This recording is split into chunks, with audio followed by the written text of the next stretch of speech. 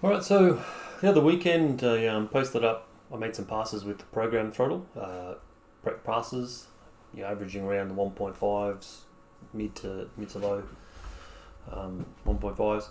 So I wanted to show the method I use for tuning the program throttle. I'm actually plugged into my car at the moment. The key things that I used were the start power. You can see this is kind of where I ended up, kind of later in the runs, trying to push it harder and harder. The motor timing, and then the program throttle, which I've just disabled for this purpose. If I look at the data logs, so I started off slow, and this is what I'll do with the program throttle. I'll clear some of this stuff up to make it easier for you guys to read. But this is kind of where I started. So I left it 40% power. You can see here in the indicator, that's the start power. So 40%, 200 milliseconds.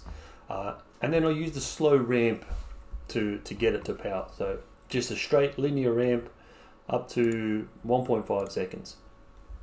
The trick with program throttle and start power, so start power activates first. So it will take 200 milliseconds. Then it starts the program throttle. So if I said 1.5 seconds, it's actually 0.2 of a second, 200 milliseconds plus 1.5. So it ends up at 1.7 seconds because we add the start power time in front of the program throttle. So that's kind of why you see here, the log doesn't start exactly at 0, but that's why you see, even though the time was at 1.5, it's actually a little bit longer than 1.5. So that's power to 100%. And so if we go to Castle, what we do is we 1.5 seconds. What I would do, easy tuning, is I would add a point, 0.001. However, so basically as soon as the power comes on, and I would match my start power. So for my first pass, I'm going to start on 40, so I'm going to match my start power. So that's what my program throttle would look like.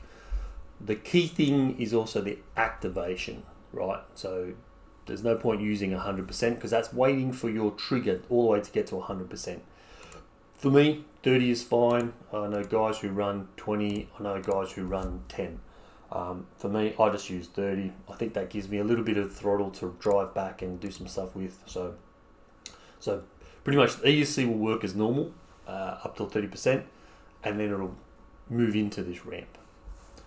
And then I would start my start power at 40, and I would use a 200 millisecond hold time. So start power 40, 200 millisecond start time, and I'd use some modest timing. So my boost, I would only start at 10, and my activation would be at 10 to 50. So that means the boost is the first part of the ramp, and then turbo from 50% of throttle onwards. I would only go to maybe 40 on my first pass to see where it goes. And you could probably slow this down, getting used to it, but in the faster runs, like as we're starting to get faster, the activation I found was about 50%, and that gets me the timing in, before the pass is over, essentially. Other than that, the rest of the tuning is nothing. Like, it's pretty much 40% power, hold it for 2.2 of a second, and then it will jump into 40% and then ramp in, and in this case 1.5 seconds. So from a log perspective, it would look like this. So that's the hold time, and then that's the program throttle rising up in 1.5 seconds. So this was a 2 something pass first run, you know, track, not sure of the track, not sure of the groove and all that kind of stuff. So this pass went down and it gave me this data. So I know from this point, the second step I need to follow. You know, I can see my boost coming in. So, you know, so I'm at 50% power, about here, right? So that's why you get the flat line. So I've basically got 50%, and then this is now turbo. So predominantly most of my timing ramp is turbo, which is activating at 50%. As we start launching harder, the boost isn't really going to be doing anything except being on. That's really what it does, because your boost is from 10 to 50, and we're leaving above 50 after these passes. So it's basically boost is on, and then turbo from there on. So that's basically my first hit. It gets down, and then I'd go to my second pass. Again, I'll clear off what I don't look at. And you'll see here, I'm now at a 1 second throttle time to 100%, right? So that you'll see here, you know, I've got the 200 milliseconds of start time, 1 second of program throttled ramp, and that gets me here. So this gets me, this is like a 1.9 pass. So I made it faster again. I'm leaving at still 40%. So for my second pass, all I really did in the program throttle was move this to 1 second. That's really it. My start power and everything else stayed the same, and it knocked a little bit of time off. Only a little bit, because we've got to think most of the ET is made up on the start. So we've really got to be moving this start power up to really start making ET. So then I'll go into my third pass. I'll clear this stuff off again. And we'll note now my start power is at 50. So now I'm basically bumped it up 10, and now I'm ending around the 1.8 second mark. 0.8 of a second mark. So all of my power is in by 0.8 of a second. So to achieve that, we would go to my start power. I would make this now 50. Hold time I left the same. My program throttle, what I would do is I would take my first point, and I can just remove that 0.01 and 50, and I would drop this to 0.6. So again, we have 0.2 of a second, 200 milliseconds of start power, and then we move into program throttle. So that's why you'll see, essentially it's not on this graph, but because start power is activating, it's activating kind of here, right? So it's jumping up to 50%, it's holding for 2 milliseconds, and then we're moving into this ramp to get a total of 0.8 of a second. So that's what that looks like. Your start power, then your program throttle curve, and then the rest is now timing. So we're at max of 78 degrees. So from a timing perspective, I would have sort of bumped up my boost a little bit, but then it would have all come in as my turbo. So I would have ramped in my turbo to, what's that, 60 odd, 65% turbo.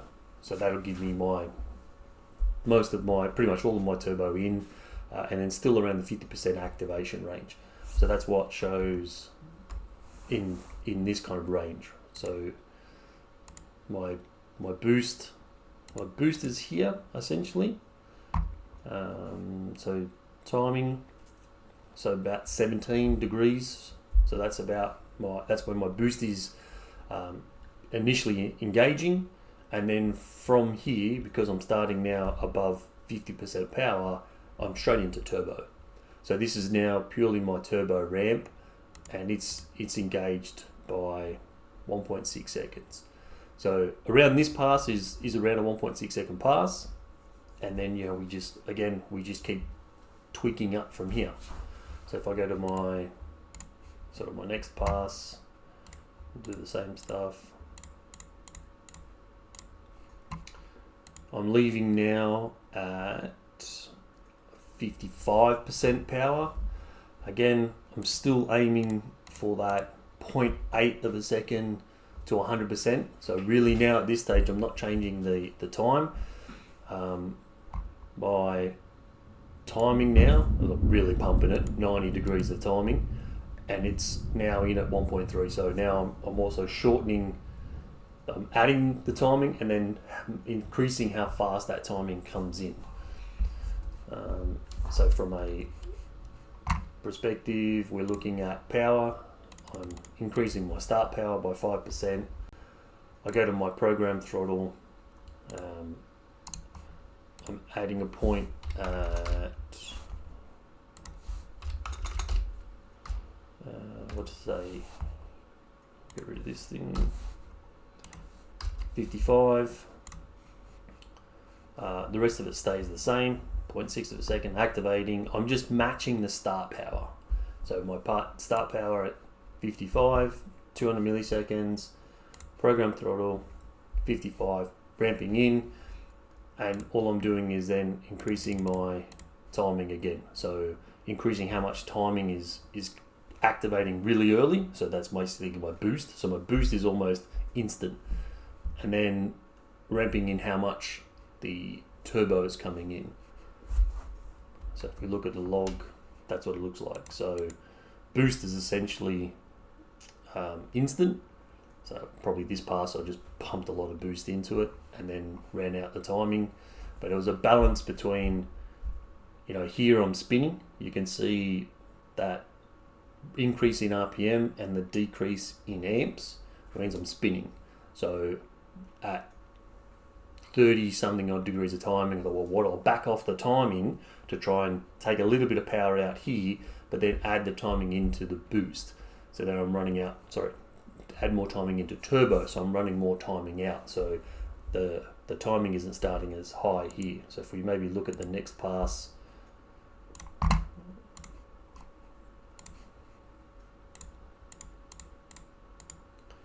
we'll see here now I've lowered my boost. So now my timing here is back to 16. So that's taken out, you can see now it's taken out that wheel spin. So that hit was probably a little bit too much, take out timing, and then it's added into the back. So the tuning of the program throttle, there really isn't a lot in it. It's a pretty basic kind of tune that I was using. Whatever my start power was. If I went to 60 in the start power, I'd go to my program throttle and I can clear that point, and then I would add a start point at 60. That's really it. Program throttle tuning, match my start power 60, program throttle 60, time scale of 0.6, so that was 0.8 to 100%, and then really tweaking my timing to get the initial hit of timing right, like getting the right amount of timing in really early, which is kind of then the start of my turbo ramp. So you can look at another log again. So each of these logs, we're working from slower to faster. So most of these now, it's a lot of timing tweaking rather than program throttle tweaking.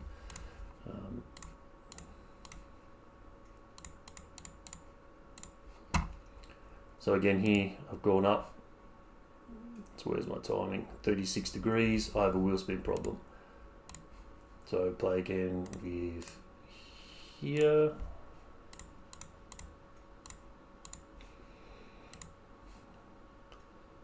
timing indicator 26. You can see now it's not as bad.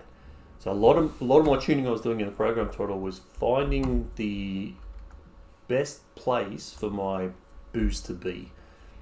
So I think it was around 20 is kind of what it liked for me. And that's where you'll see here that 26. You'll see here that's the boost is coming in almost instantly, right? Like that's just boost coming in, and the turbo ramp is what we're controlling. So we're controlling the how fast that turbo ramp comes in. So we obviously want turbo in before the end of the pass, but we don't want it in too soon because it increases the amps and drags down your battery. So it's a bit of a balancing act. So most of the tuning I spent my time on was the boost is finding essentially the right point to start the turbo ramp. And then from a program throttle perspective, it was just, bang, 60, where we were leaving at 60% leave, we're holding it, and then, we're aiming at 0.8 of a second to be at 100%. Over the years of tuning stuff, we've kind of found that 0.8 is a good place to get to 100% power. And then a lot of it is trying to manage how fast you can leave and then how much turbo you can put in. So yeah, that's my basic program throttle I was running. I was 90 mile an hour. I think 1.52 was probably the fastest on the timing system, 91 mile an hour. And then I've got a bit of a chassis issue that I'm trying to work out for the start power, but from a tuning perspective, there wasn't really a whole lot into it. Like that's, it's pretty basic. So I hope this helps. Yeah. And I guess enjoy. I'm sure I'll get a bunch of messages from questions. Thanks, guys.